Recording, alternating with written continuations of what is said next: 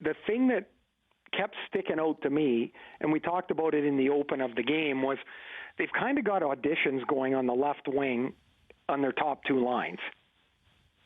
And if you're considering yourself as a long-term, like a long-run favorite, you can't have auditions in those places. Like, those spots need to be settled somehow. And if you can't do it internally, if they don't want to move Hyman up into one of those spots, then they've got to straighten that out. So aside from everything else that happened yesterday, that was kind of my takeaway, because you can't. Wayne Simmons, I don't think, can play in that top six, but I think he's an effective player playing lower down in the lineup. Galchenyuk can't play there, in my opinion. So now you've got four guys that are essentially playing, I won't say shorthanded, but they don't have a complete top six line. And then given the year that, the ins and outs Tavares and Nylander have had at 5-on-5, well, all of a sudden there's little holes spring up all over the place. I think they've got to get those spots sorted out. Well, Sheldon Keefe was on Leafs Lunch earlier today, and Andy asked about John Tavares and his impression of his season. And he admitted the obvious. I mean, 5-on-5, the numbers are what they are. Tavares is not having a banner year offensively. That has become very clear, and I don't expect that to change starting tomorrow night. But Keefe did acknowledge that he feels like defensively he's been playing really well, and he's not giving up much.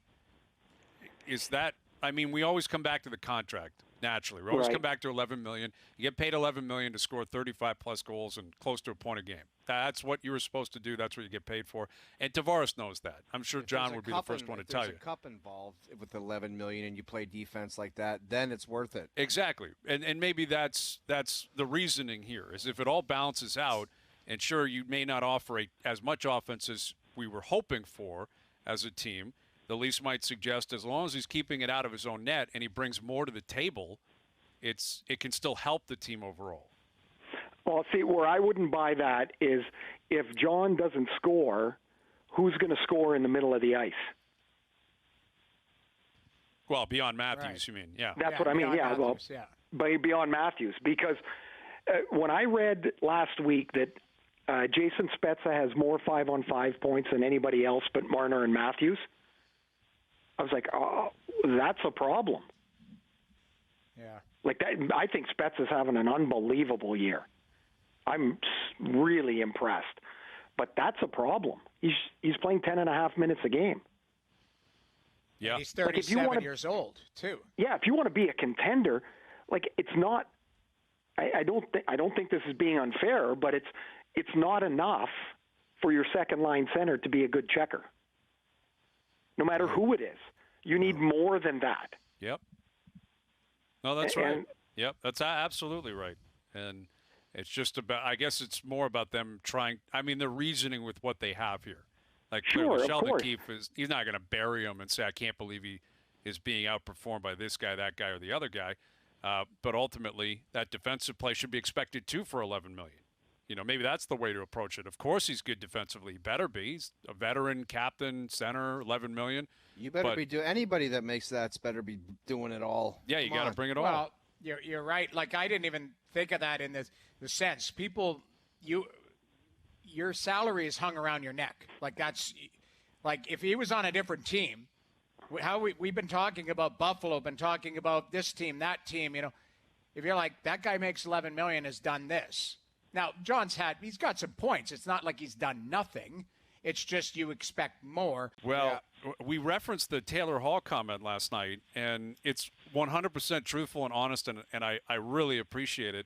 But I was expecting some sort of cliche where he was posed the question, would you be open to a trade? And generally it starts with, guys, it's been tough, but I love the guys here. Buffalo's been great. He didn't hum or haw. He basically said, anywhere. Send me to Rochester. Just get me out of this place right now. Well, if they would have, as an older guy, if they would have asked me at any point in Atlanta, would you be willing to go anywhere? I would have answered the same way. Yes. Right. No kidding. Yes. Get me out of here. that's the old line. Great trade. Where'd I go?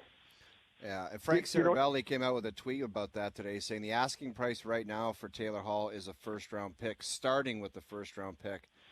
You move on. If it turns into a second in a week from now, you take it.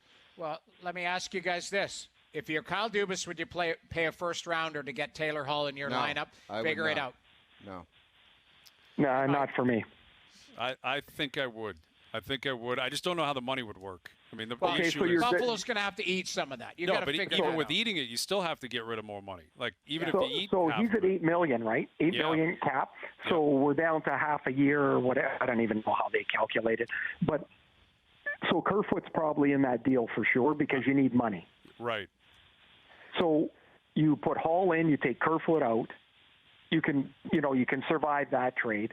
You're likely playing him with Nylander and Tavares because I want Matthews carrying the puck, not Taylor Hall, right. Or I want Marner to have the puck, not and I don't mean that disrespectfully, but I want those other guys carrying the puck. Right. So that's kind of the spot for him. He would be an upgrade on what they're using there. I told you I watched him the last couple of games, this week, and he's either in a major funk, like his brain's just shut off because of the way the year's gone, or there's some real issues there. But and the reason I say that was I couldn't believe how ineffective he was. That's not the Hall that I remember. Right. And that is, we had the conversation a few days ago, and watching him and watching the tape, I understand why a team would be like, I can't do it, and I think a lot of teams wouldn't. They just say it's not worth it. I can't do it. It may burn me. He may show up, and that's actually him. I think there's a few teams. I think the Leafs would be included in this group where you go, if he comes to life, look what I just found. Like, look what I just found. Well, because he's not 37 or 38 years old. No. He's 30. He's 30. Yeah. He's 30. So you're gambling. For sure you're gambling. Absolutely. And it may burn you. I would call him and ask him myself. I'd say, what do you got?